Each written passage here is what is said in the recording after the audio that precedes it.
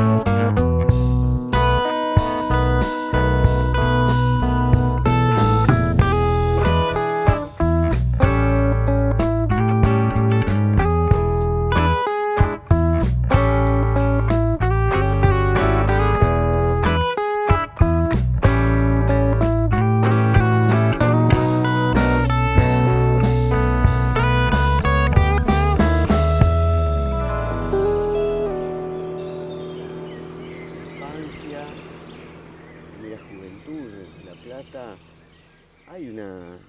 hay un flujo con Berisso, Punta Lara.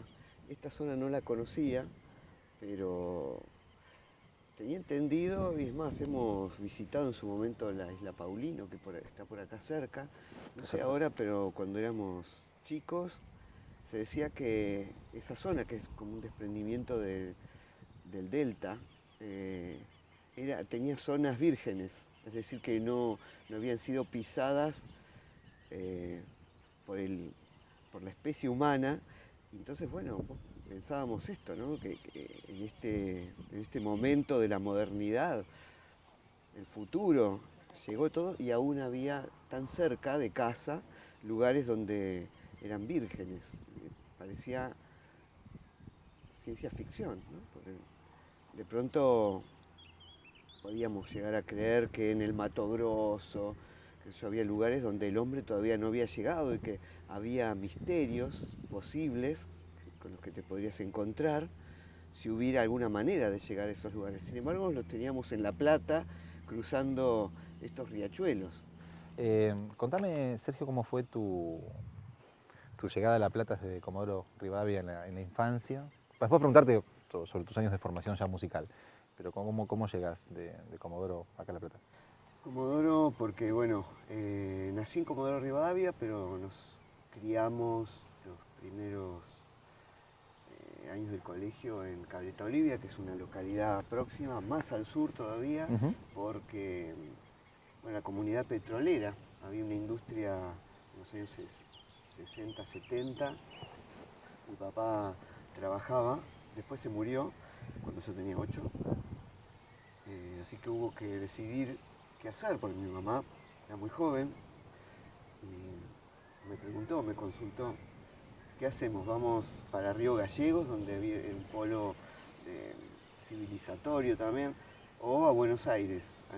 Buenos Aires, para mi mentalidad infantil, era muy atractiva porque aparecían muchas referencias en las revistas infantiles que nosotros consumíamos, que era la revista Anteojito, Villiquen, así que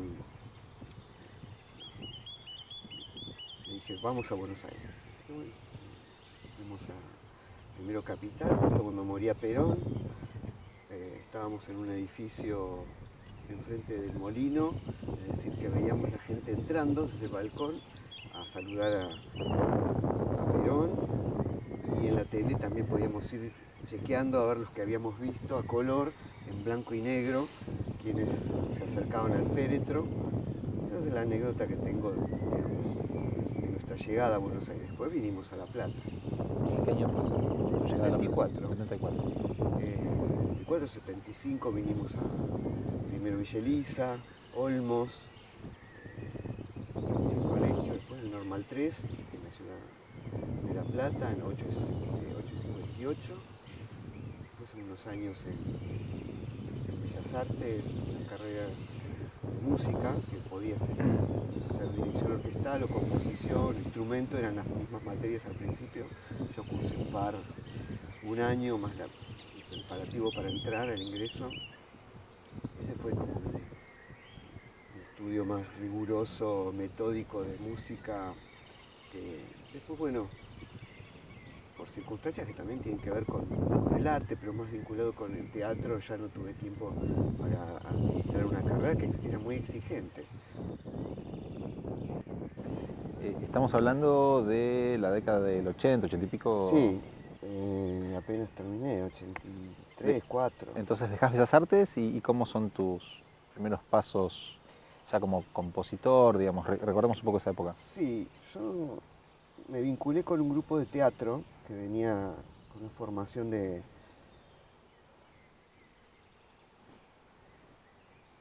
los 70, que tenían un proyecto que terminó siendo el Teatro del Barrio. El grupo de teatro era la Compañía de Farsantes Limitada, que hacía teatro de guerrilla. Yo los conozco en la casa de la mamá de una compañera del colegio, Susana Aviaga. Y ellos tenían una consigna que era sorprender, atacar y desaparecer.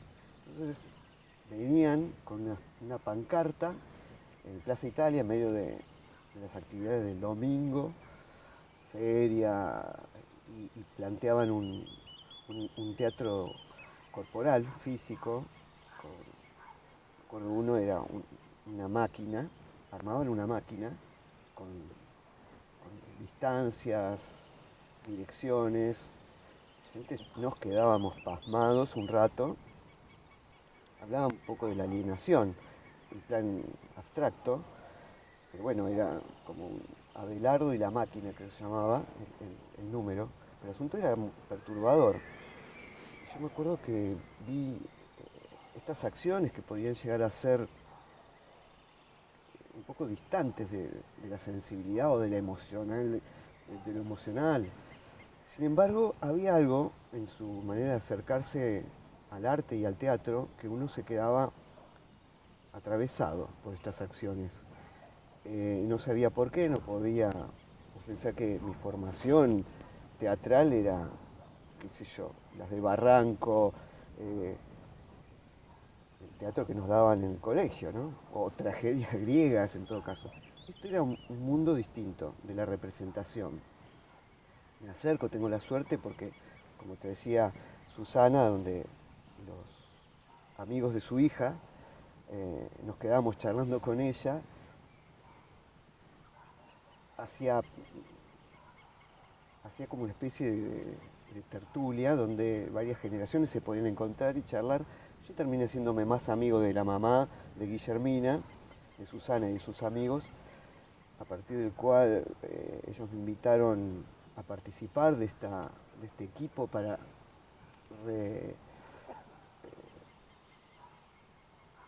restaurar un gimnasio, un club de barrio, que terminó siendo un teatro, el Teatro del Barrio. Ubicado, ¿te acordás? Sí, 68 y 8. Ajá, mira. Ahora que lo pienso, a 10 cuadras del Normal 3, donde también me había formado.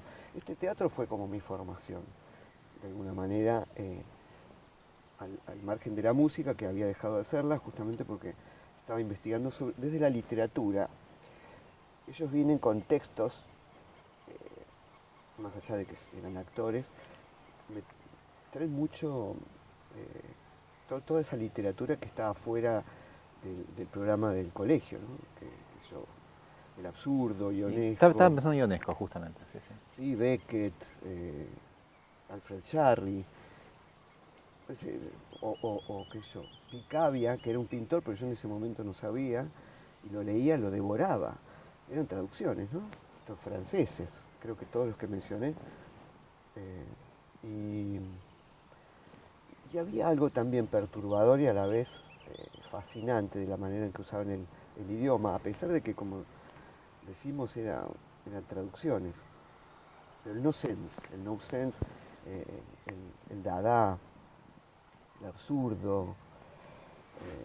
Y claro, con el tiempo uno se da cuenta que estaba entroncado con dramas de la guerra, que a nosotros nos podían llegar desde este lugar punk, proto-punk, decir, bueno, ¿cómo podemos destruir el lenguaje? Y sin embargo había como algo sólido en esa destrucción. Y yo no sabía justificarlo.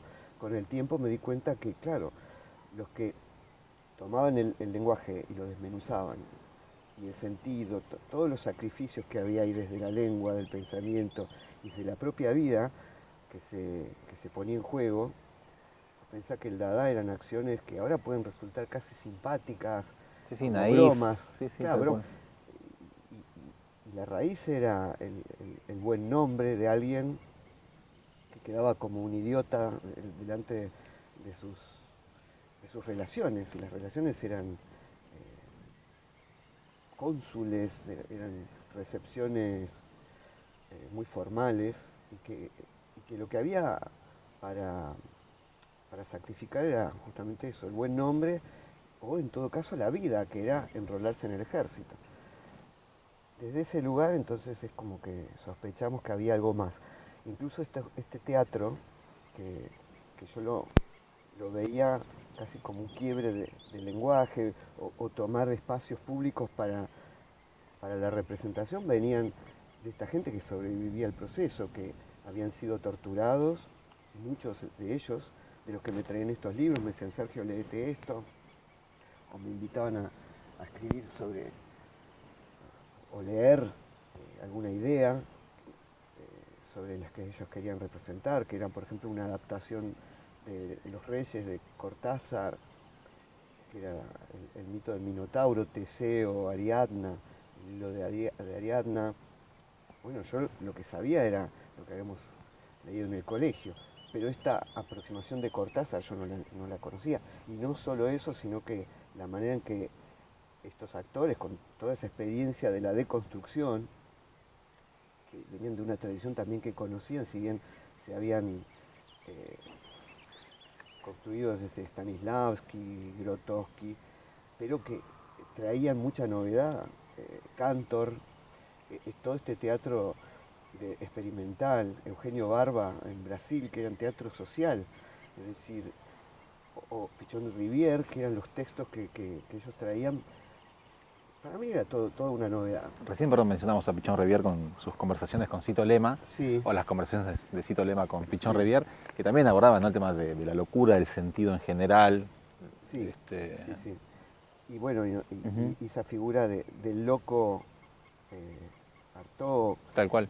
la Carta de los Poderes. Entonces, bueno, ¿qué pasa con la locura? ¿Queremos ser débiles, o vamos a ser el loco que instala el discurso? Lo de Van Gogh y Artaud no había sido una buena experiencia. Era nuestra referente, pero por la lucidez, por esa especie de transitar la locura voluntariamente casi.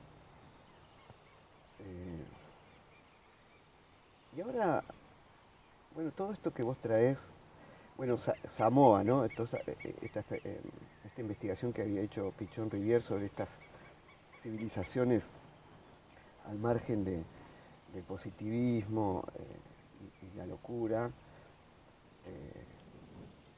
Nos acordamos porque trajimos este libro para tu hija. Y que de alguna manera también ordena, ¿no?, el arte, digamos, la producción artística, ciertas expresiones o ciertos comportamientos. Pero para volver, digamos, a esa escena que vos pudiste vivenciar en Eso fue los La 80, Plata. Sí. pero mientras tanto, para mi sorpresa, yo no sabía que el teatro había tenido en tu trayectoria esa formación, momento que vos también eras una esponja, entiendo, Sí, claro, viste, a esa edad que te uno. tiene que agarrar permeable, pero no hacías música, es lo que me llama la atención. No, ¿Y no me había cuándo, mantenido con. y te acordás en qué momento volvés o empezás Sí, a sí, producir, a meterte desde otro lugar, me imagino? claro. También había mucha. Eh, los componentes del teatro del barrio, amigos que viajaban a Europa, traían cassettes que no se escuchaba. No había En La Spotify. Plata. No, bueno, y traían unos cassettes de The Cure, de Laurie Anderson, mucha experimentación. A la vez que Pina Bausch, ¿no? Toda una mezcla. Berlín, Teresa, una amiga que viajaba y bueno, había tenido toda la experiencia de Berlín de los 80, todavía estaba el muro. Entonces, había todo un mundo cultural donde Berlín era la meca. Había sido París, después había pasado a Nueva York con el pop art, ¿no? En los 60, pero ahora era Berlín. Y la música pop inteligente tenía David Bowie, pasaba de Londres, Berlín, un poco, esa fue nuestra fuente. Y digo, todo esto, aparece Sumo, que era un sonido que era más Joy Division que cualquier deuda de los 80 post Malvinas. Entonces era como un sonido que era posible salir de lo que la emergencia cultural del pop argentino parecía que iba a ser el único camino, ¿no? Virus parecía que iba a ser lo más novedoso como sonido pop y era español, era como una banda española, lo mismo que los Abuelos de la Nada. Bueno, Charly García venía casi como un deudor de jugar de report con la máquina de hacer pájaros. Esto era una cosa como que ya veíamos venir el gusto. Ahora, Sumo viene como a atravesar Luca, pero yo leo como que esa cosa que lee Luca desde lo regional, desde lo que hay acá, ¿no? Es una copia de lo que pasaba en Londres. Él es un londinense que hace con lo que hay. Y no es menor que los músicos sean Moyo, Arnedo, los músicos de acá, que se puede hacer música que sobrevuele con los elementos regionales. Que lo que nosotros teníamos hasta ese momento eran referencias de España, para mí porque era la apertura española. Mi abuelo se había ido y venía de Ibiza, Europa, claro. tal cual.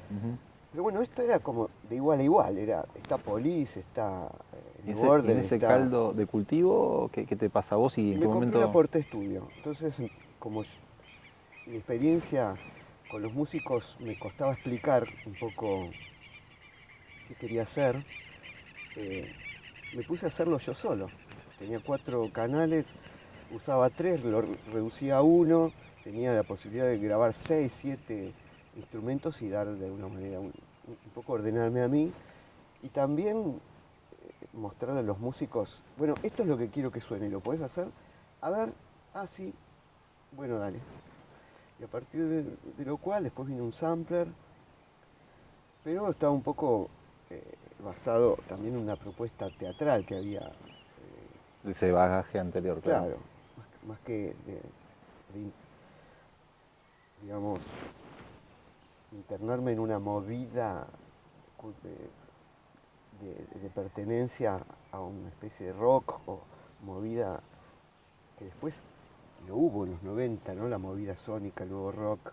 Siempre como que Baccarat era tomado con simpatía y a la vez como una cuestión medio lateral. Pero bueno, eso yo creo que la Porta Estudio me ayudó un poco a también comunicar qué música se podía hacer. Después el sampler, ¿no? Traer directamente las orquestas de vinilo y convivir también con diferentes niveles temporales. Una música que sobre todo hablaba más que del propio gusto de una operación que venía con el apropiacionismo. El surrealismo tenía muchos procedimientos, ¿no? Entre los cuales estaba, por ejemplo, usar collage.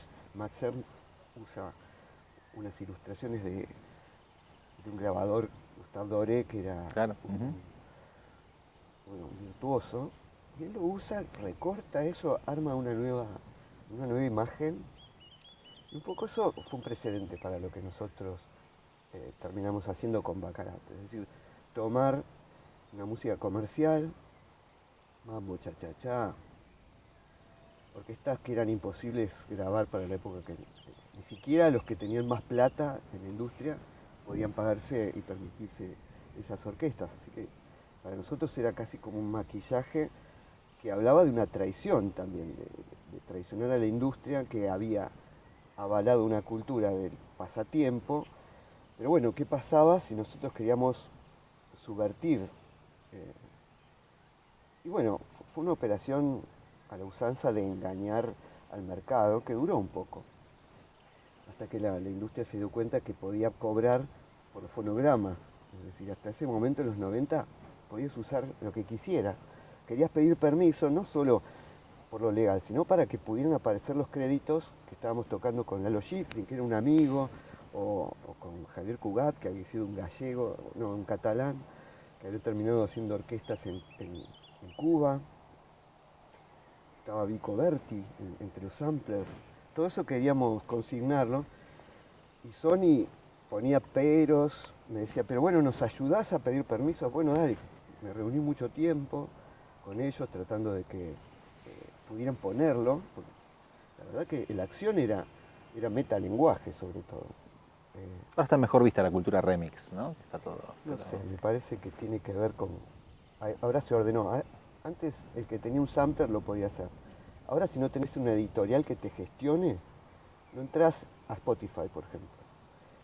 Yo tengo un montón tengo una colección de boleros que he grabado con unos musicazos, desde cubanos hasta Javier String, que es uno de los grandes pianistas contemporáneos, que, bueno, no está.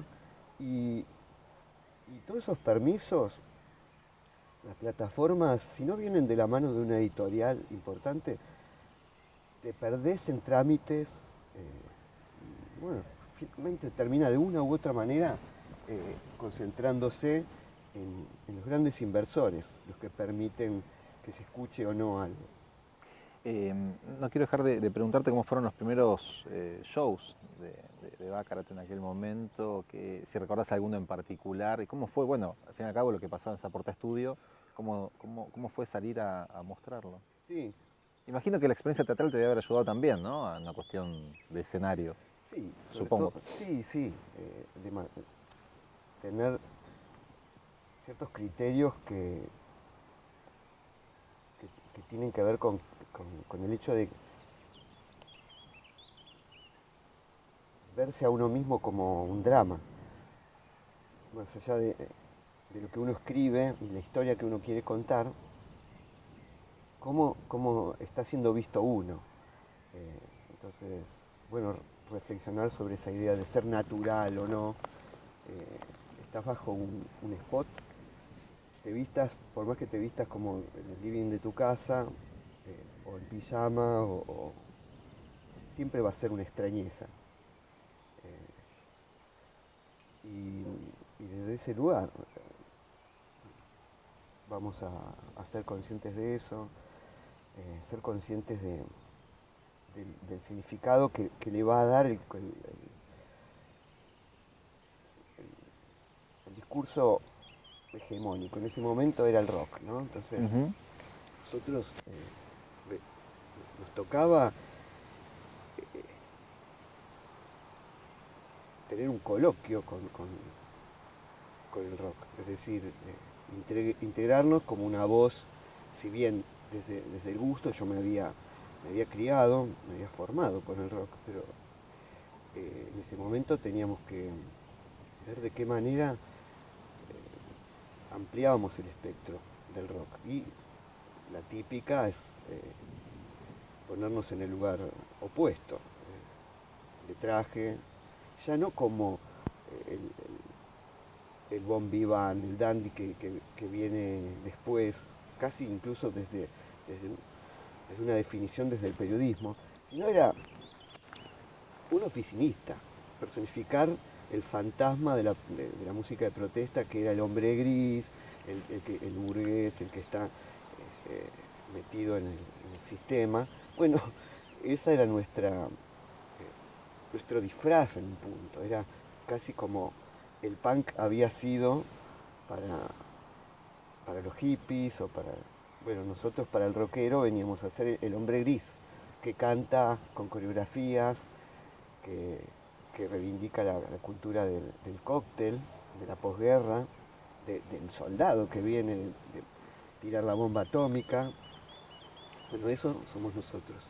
Dean Martin, toda una cultura de la Navidad, cosas que para nosotros contábamos con el peronismo, es decir, contábamos con que acá ya había una base donde todo se iba a argentinizar. No nos imaginábamos que íbamos a terminar celebrando Halloween, ¿entendés? Que los chicos iban a vaciar calabazas y ponerle velas adentro. Era un chiste cuando empezamos a hablar de Papá Noel. Acá en la Navidad no era con Papá Noel, era el árbol de Navidad y el pesebre. Entonces era muy gracioso cuando decíamos, bueno, Jingle Bells, era casi como cantar en chino. Ahora, inmediatamente surgen como en chino los supermercados chinos. Entonces, mi libro, Señores Chinos, queda Ahí vamos a hablar de casi señores como, chinos, sí, sí, ¿no? sí. Como siempre como un pequeño espacio previo que se hace todo un menjunje del que no salimos ilesos. Yo te quiero preguntar, porque hace poco te escuché en Casa Suiza, acá en La Plata, ya no recuerdo en qué canción, hiciste mención a que ibas a tocar un género en particular y que en tu trayectoria habías abordado justamente abordar distintos géneros, siempre con una cuota de bardo, me animo a decir, o de humor, cosa que uno celebra. Pero quiero volver a la pregunta que te hacía antes de ir al tema de los géneros. Contame esos primeros shows de Baccarat en los 90, con fines de 80, 90, cuando... Sí, tuvo varios nombres, pero la idea era traer ese menjunje un poco ridículo, usando el concepto de ridículo, eh, de la fragilidad, y también de la originalidad. A ver qué hay. Ya están todos los, los números dados para, para dar que hablar. Y ser un galán no, hacer canciones con estribillo pegadizas, no, ya está este. O sea, estaba todo cubierto. ¿De qué manera nos van a recordar? Y con el ridículo, haciendo coreografías y guirnaldas de flores de plástico, hablándole a los adornos, al kitsch, lo que nadie daba a 2 pesos. Eh, y a partir de ahí instalar y demostrar que en realidad está todo dicho. Oscar Wilde decía que lo superficial es lo profundo. Lo dice algo así como, la gente ingenua cree que lo superficial no tiene trasfondo. Y un poco nos basamos en eso, ¿no? Puede haber elegancia en ropa de segunda mano, todo fue como una coordinación. Pero como te digo, la investigación musical fue una pata de un discurso que traía lo doméstico, el kitsch, y sobre todo porque había, primero es una discusión contra la hegemonía cultural, pero después uno se da cuenta que la bajada de línea era Versace, era el menemismo, era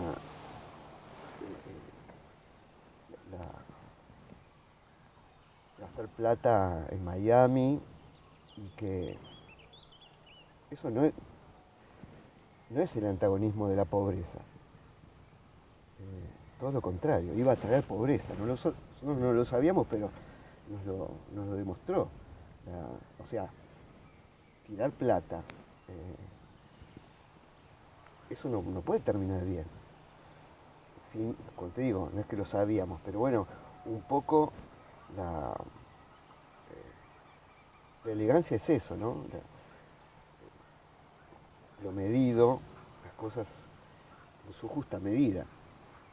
Un poco empezamos a darnos cuenta de cuál era nuestro discurso y por qué era la elegancia, por qué el periodismo ayudaba a construir un imaginario del dandy, de todo eso, y cómo era tan rico ese debate. Con el cual no reñís, digamos, para nada. No, para nada, yo al contrario. de alguna manera me ilustré con las categorías que aportaba Oscar Jalil y los periodistas que estaban muy curiosos de nuestra propuesta. Y este fue un diálogo, porque el bon vivant, el dandy de ese momento era Isidoro Cañones, porque bueno, en apariencia nosotros veníamos jajá, lo risueño, lo trivial, ¿no? Rascando un poco más, los dandys eran, uno había sido el que tendió el tendido eléctrico Jorge Newbery,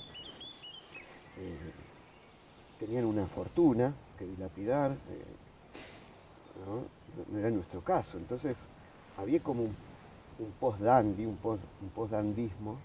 Un guiño, claro. Claro, que viene de Lord Brumel, también no tenían plata, pero tenían como un acceso a las clases altas y a un discurso. Entonces, en este caso, bueno, la clase dominante.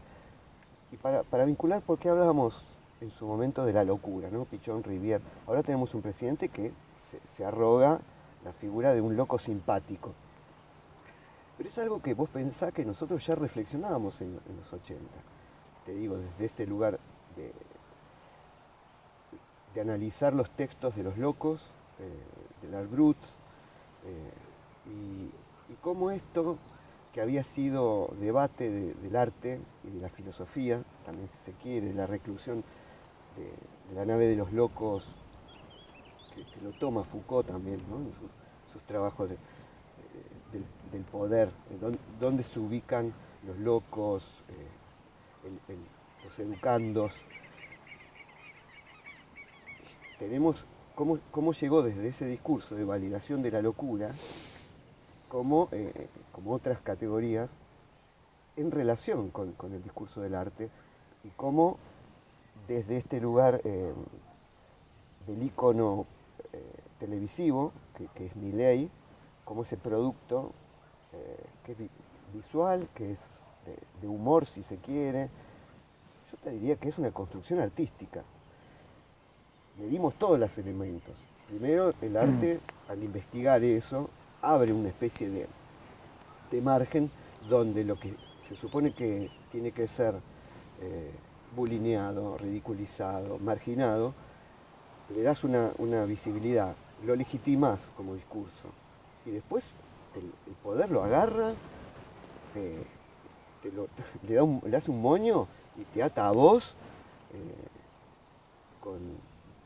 sin el sentido. Nosotros de alguna manera, cuando hablábamos del cóctel con copitas de plástico, era como una especie de crítica al champán de verdad, al casino flotante, a Versace, como te decía. Bueno, ese espíritu de época se sintetizó bastante bien en Todo por 2 pesos, ¿no? Que creo Sí. que jugaba un poco también Pero con inmediatamente eso es esa tomado estética. y ya es la moneda y es la estampita del pop actual, sin la raíz de dónde viene. Digamos, está vaciado de contenido, como Milei, está vaciado de ese contenido de protesta. El tipo estaba realmente, es un rabioso, no le faltan motivos, y no me voy a meter en los motivos personales, sino que es un actor de la época y que resume mucho descontento, como había sido en su momento el punk y todo eso. Ahora, está tomado por el poder, él es un jugador de un esquema mucho más grande.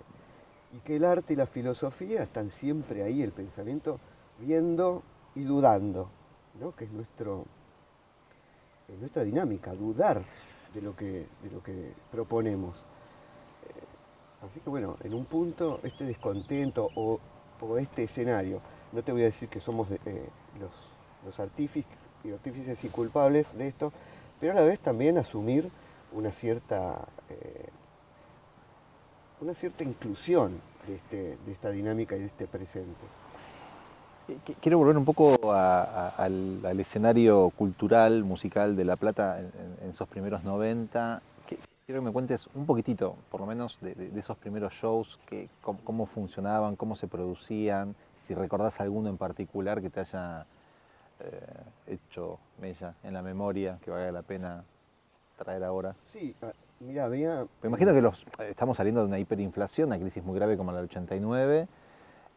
Los 90 Sí. no fueron para nada fáciles, quizás mucha gente tiraba manteca al techo, pero no todo el mundo. En los 80, en La Plata, además de toda esta comunidad estudiantil, muy diezmada en los 70, ¿no? Había gente que todavía mantenía una, eh,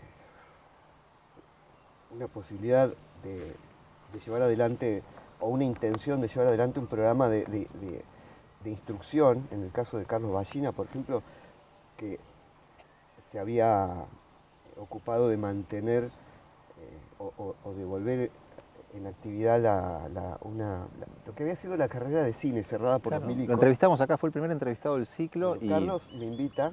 qué bueno que lo traigas. Sí, Carlos me invita, aparece un aviso en el diario El Día de guión, taller de guión. A mí me gustaba escribir, no sabía nada de guión, como estaba en vínculos con el Teatro del Barrio, digo, bueno, me voy a hacer de unas herramientas de guión, ¿no? Hago el curso y Carlos me invita a participar de la coordinadora pro reapertura de la carrera de cine, que funcionaba en el edificio, que yo también había estado cursando música en la otra ala. Bueno, en esa época también estaban las familias, que habían algunas emigrado, uno de ellos desaparecido, de la familia Moura, Claro. la familia Rodrigo, son gente ilustrada de clase alta platense, y que se dedicaban al rock porque se podían comprar equipos y porque podían viajar a España. En el caso de Basilio, era una persona que fue muy importante también, porque él traía música en el taller, era un bar donde él era barman, y entonces bueno, pasaba música. Yo en ese momento el bar y las corvinas de los Mujica, te hablo todo amigos de los Redondos, de Ricota, de la Cofradía de la Flor Solar, toda esta clase alta platense, de esta generación un poco mayor que yo, pero también de mi edad, como estaba el señor Valdemar, una banda que, o Gustavo Astarita, sin duda también, que son de la burguesía alta platense, que bueno, la verdad que teníamos suerte porque sabíamos tocar instrumentos y teníamos acceso a los amplificadores y guitarras eléctricas. En mi caso tuve que tomar un atajo porque no podía comprar tantos equipos, pero sí me pude comprar la Porta Estudio y ahorrarme una banda. Pero lo que sí me di cuenta, que con mis experiencias proto-tecno, lo que me fascinaba era cuando había un grupo de chicos con batería, bajo, guitarra y cantando, y señor Valdemar o Dulzura Infernal, que era la banda de Gustavo, era lo que yo quería escuchar. Y es una marca de clase. En ese momento sonaban así, con un rock muy distinto al rock cabeza. Era muy sofisticado. Para mí era el rock platense, antes de los Redondos, pero un poco no, a la par, quizás antes que los Gorriones, Te iba a decir los peligrosos, claro. un poquito antes. Peligrosos. Pero bueno, en ese ámbito yo me incluían en la programación, pero yo tocaba con un grabador, es decir, usaba la Porta Estudio, un par de samplers, armaba unas pistas, disparaba con el cassette y tocaba la guitarra y vestido como Prince. Entonces era como una cosa muy extraña para todo, para los Redondos, para los propios chicos del señor Valdemar. Era como una cosa rara, que quizás venía por por estas experiencias de teatro, ¿no sabes? ¿Cómo son los procesos creativos ahora con respecto a los de aquella época? ¿Cómo llegás a la canción? Eso me ¿Cambió parece, no, eso? no, hay un momento en donde, sobre todo, la canción puede ser que es como una particularidad de la propuesta más global, que por lo general son shows temáticos, ¿no? Es casi como pensar una obra de teatro. Como decir, bueno, ¿de qué vamos a hablar? Ujú. ¿Cómo se van a distribuir los personajes? ¿Cómo se va el preámbulo? ¿Cuál va a ser la apoteosis y la conclusión? Y si va a tener un mensaje, si lo vamos a diluir al mensaje. Ese básicamente el procedimiento. Y generalmente usamos el show de Navidad para plantear las noticias del año, y las canciones, depende también del proyecto. En el caso de Baccarat van a tener casi como una obligación un sonido jazzy, más ingenuo en apariencia. Con San Martín Vampire va a ser tecnopop con letras un poco más abstractas, con guiños más puntuales al pop. Después lo que tiene que ver con los estándares de jazz o boleros. En los boleros es como una apropiación, es decir, no cambio el bolero, no cambio la letra, pero en la presentación entre tema y tema se hace como una especie de alusión o puesta, puesta en valor de lo que está escrito, de modo que escribió esto, en qué circunstancia, por qué el género bolero, por qué nosotros escuchamos bolero. Casi un gesto de divulgación, sí. Sí, de De reflexión, rescate, de sí, sí, sí. reflexión. ¿Por qué esto tuvo tanto éxito? Y bueno, porque eh, Sudamérica desde el año 30 a los 60 fueron dictaduras tras dictaduras en todos lados, y el bolero es un género que es autoculpógeno, donde no vas a buscar una, una problemática afuera más que la propia culpa de haber perdido el objeto amoroso, a partir de lo cual decís eso y ya todo lo que viene cantado, lo único que hay que hacer es afinar y cantar bien, porque ya se autodice el bolero. Y algún que otro chiste que desde el estudio o teniéndolo a Borges de nuestro lado, desde ese humor cáustico, todo cae muy bien, muy gracioso, ¿no? Los pleonasmos, hay un montón, y el público se La pone. cita apócrifa a veces, sí. Sí, bueno. Es Y maravillosa. después el jazz, que es en inglés, entonces nosotros lo traemos en una traducción muy libre. Esas vendrían a ser como las operaciones que hago desde el intérprete. El intérprete que básicamente está vestido con con un mismo atuendo, que es el smoking. Y el asunto, lo gracioso, es que hay un diálogo con la respetabilidad desde lo que hoy hablábamos del Dada, que nos permite tener contacto con, qué sé yo, el extranjero que va al faena y nos tiene a nosotros para ambientar una recepción o el fin de año, cantando nuestras versiones de Tu Fala Americano, que es una interpelación directa al extranjero, que se hace el americano, el argentino, y de pronto están bailando y de pronto hay alguna miradita que mira, ¿qué están cantando, no? Y esas son como, bueno, con Coco es casi como de lo que nosotros nos nutrimos culturalmente y artísticamente. Obtenemos los fondos privados de esta gente que, si se quiere, está comprando a buen precio toda la Argentina y se encuentra con alguien que está haciendo una observación desde donde se supone que te viene a entretener y te está hablando casi, es como el rol del bufón, ¿no?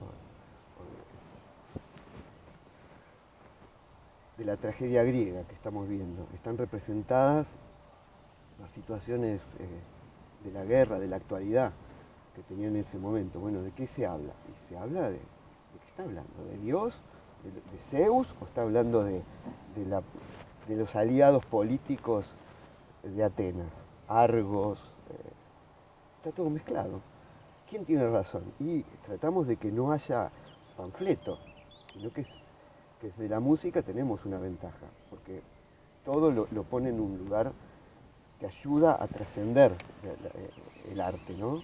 Entonces, bueno, nos ayuda a nosotros a no ser víctimas de la doxa, de la opinión, de posicionarnos y terminar divirtiéndonos, que podamos terminar borrachos con quien en otras circunstancias nos agarraríamos a piña.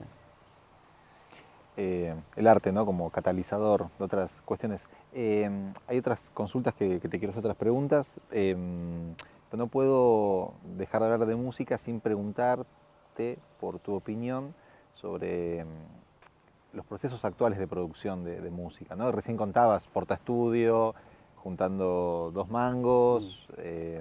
Hay una democratización, si estás de acuerdo, con la producción, digamos. Yo que no sé tocar, iba a decir 2 acordes, pero no sé tocar uno solo. Podría quizás meterme con algún software a paviar un ratito con la música.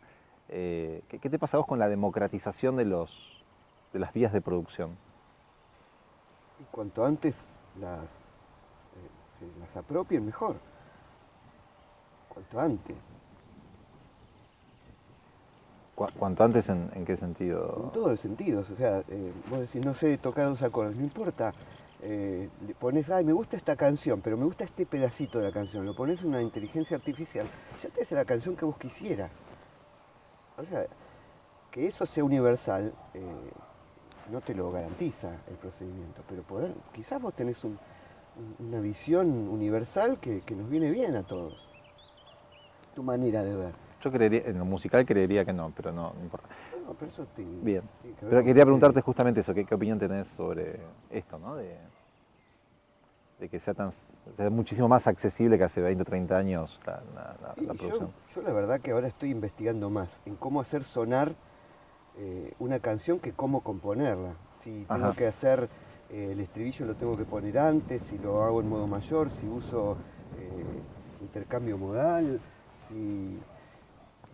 No, ahora que, no sé, y no porque no tenga herramientas de inteligencia artificial que me hagan sonar bien algo, me interesa a mí saber por qué Gangnam Style suena mejor que otro. No, quiero que suene así. El house, duro, así, el bajo, ¿por qué me retumba tanto? No, estoy fascinado con el audio. Ahí va, eso. Chiches. Y antes tenía que esperar que alguien se dignara a explicarme. No, ahora bueno, está bien, no me lo querés decir, listo, flaco, lo busco acá. Bien. Dejamos la música por un lado, un rato. Tu faceta actoral.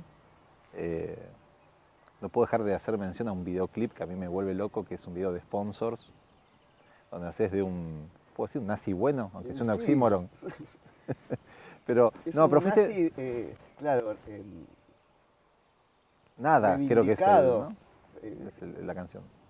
Sí, por un judío ortodoxo aparte, que Joaquín, que hace como una especie de pase de magia y me cambia de signo. Pero, bueno, contanos un poco de esto, ¿no? De tu rol ya como actor. Fuiste enfermero de la ISECA, por ejemplo.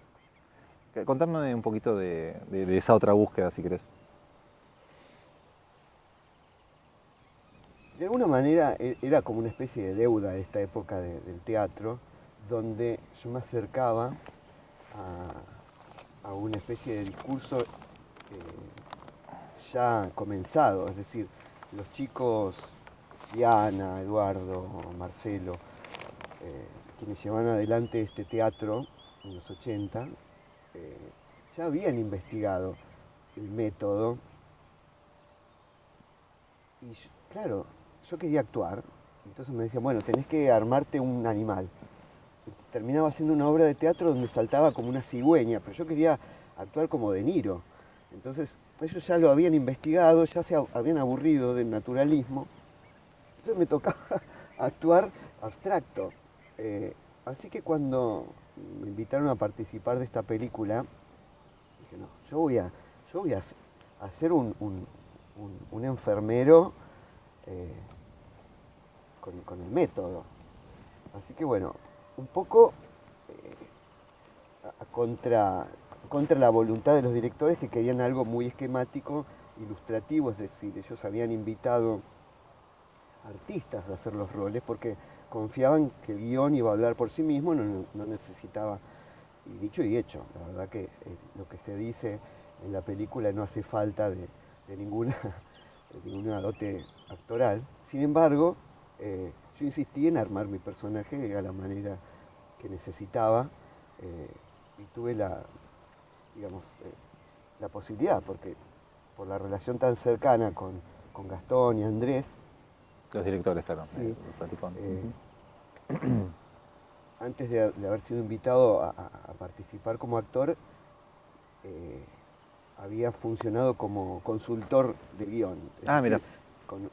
pues no se sabía bien quién iba a actuar eso, pero ya tenía conocimiento del guión, porque un par de años antes me había llegado el guión para ver desde ese lugar literario. Y así que me conoció un montón el argumento y sabía qué es lo que tenía que suceder para que el equívoco permitiera que el enfermero no quedara como que aprovechaba la situación, sino que era un malentendido que lo ubica a él en unas circunstancias eh, después imposibles de corregir. No quiero, para el que no vio la película, pero es casi como decir, no te voy a contar el final del Quijote, ya es un guión. Pero como te digo, ese fue mi acercamiento al cine, a partir de lo cual, por la repercusión de la película, en los siguientes años actué como no sé, en 10 películas Sí, una de distintas. ellas acá en La Plata, sobre la visita de Einstein, por Sí, ejemplo. sí, Ese sí, proyecto sí. que es rarísimo, que es Moacir, ¿no? Moacir Es también, sí. rarísimo, no sé qué Bueno, puedes es decir de Moacir. porque Tomás no se acerca desde lo actoral, sino desde la producción musical. Es otra cosa, claro. Sí, sí, Claro, sí. y él lo que propone es un documental, pero en ese momento el documental, que todavía no era docuficción, pero casi como que lo inventa o, o está en ahí, se está inventando, no sé, que es en principio de los 2000, mediados, no sé. El asunto es que hay un trabajo con la locura y el arte maravilloso. ¿Puedes resumir vos en 2 líneas qué es Moacir, lo que sería una sinopsis Sí, de... Moacir es un enfermo psiquiátrico que está internado 20 años en el Borda, y Tomás Lipgott se acerca a la institución para hacer un documental sobre locos. De esa comunidad de internados surge una figura muy visual, muy potente, que es Moacir. Moacir es un negro brasileño, no habla muy bien español, pero tiene unas ganas incontenibles de cantar y apenas tiene una oportunidad, canta. Vuelve a los pocos meses y mientras está editando se da cuenta, Tomás, de que la figura de Moacir es innegablemente histriónica, vuelve a hacer una película solo con él para encontrarse que por la política de externación del Borda, él ya está afuera, funcionando, casi insertándose en una vida social como si nada. Ahí es donde soy convocado para cumplirle el sueño, vamos a decir, que es un disco. Entonces yo soy el productor. Yo personifico la figura de,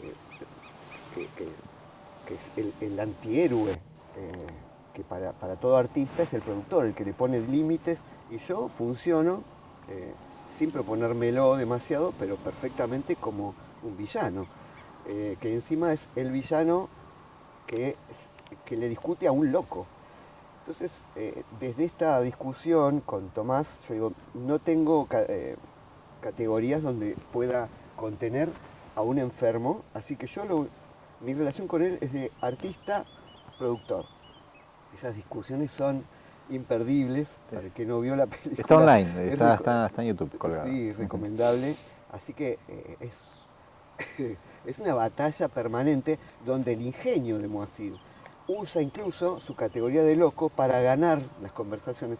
Y yo sabiéndolo, no le dejo pasar y quedo mal parado o lo trato de dejar mal parado a él en igualdad de condiciones permanentes. Es muy divertida, es muy recomendable. Después hay otra secuela donde, porque no me soporta Moacir, ya no soy invitado a ser coprotagonista, pero un poco sí.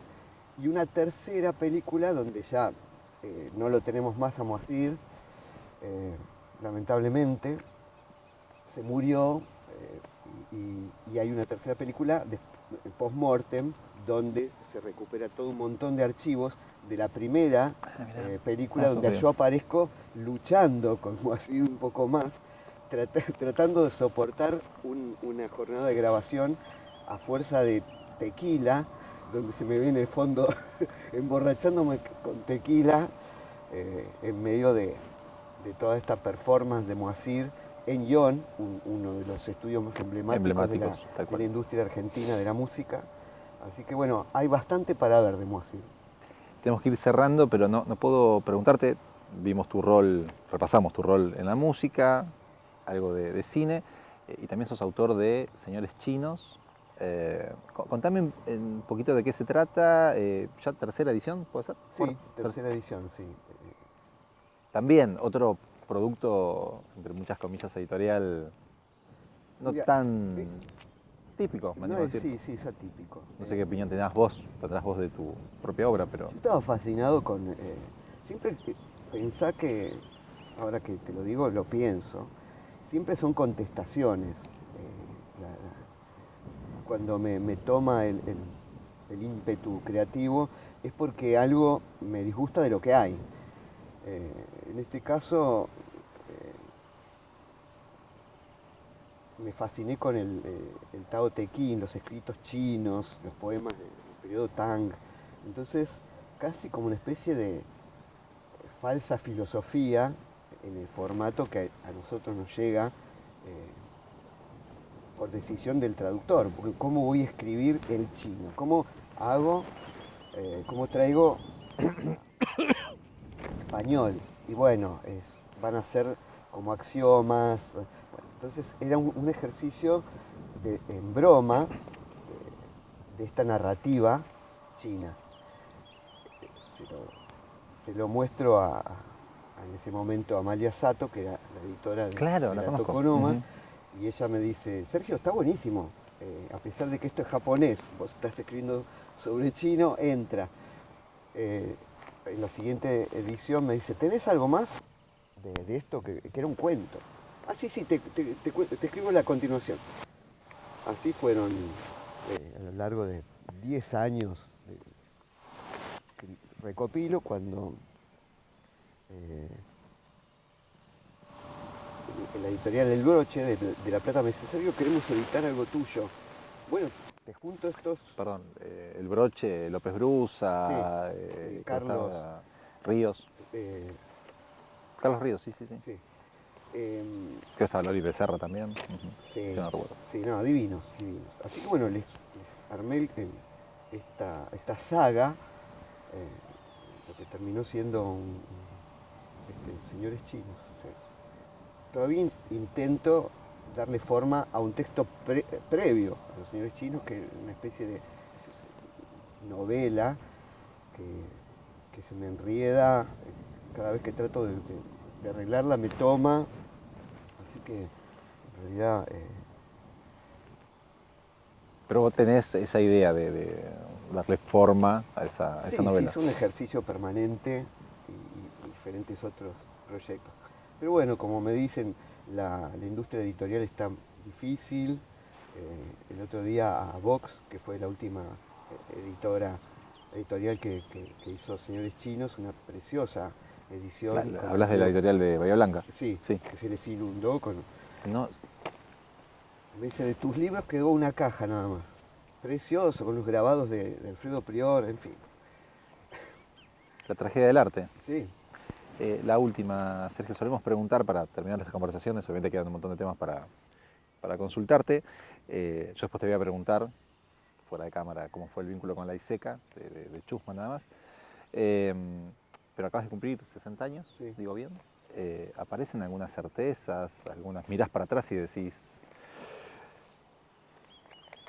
si vas entendiendo de qué se trata todo esto? A mí me parece que tenemos lo que certezas, si hay, si se parece a una certeza, es lo empírico, ¿no? Lo que tenemos a nuestro alcance, al alcance de los sentidos. Y yo, la verdad,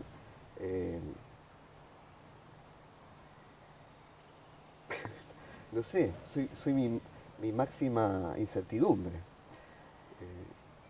Y, y no me imaginé ni que el mundo iba a ser así, ni que yo iba a ser así, que íbamos a estar tan cerca de los lugares geográficos de los que hablamos hoy, que parecen de otra vida, parecen de otro siglo, y lo son. Que íbamos a hablar de otro siglo, en esas categorías. No sé, creo que hay un gobierno que es el nuestro, que cómo nos gobierna el humor y cómo tomamos las circunstancias, de qué manera las tomamos. Y que las memorias, en este caso, funcionan de una manera como una lectura presente. Eso quizás un poco, ¿no? El gesto de, está bien, ver cómo fueron las cosas, pero cómo son ahora. ¿Y por qué en ese momento? ¿Por qué recordamos eso que pasó en relación con lo que está sucediendo ahora, ¿no? Creo que eso fue siempre el legado del teatro del barrio. ¿Por qué esos escritos en ciertas circunstancias históricas de Francia ahora tienen en otro idioma, tienen esta vigencia? ¿Y por qué siguen teniéndola ahora, ¿no?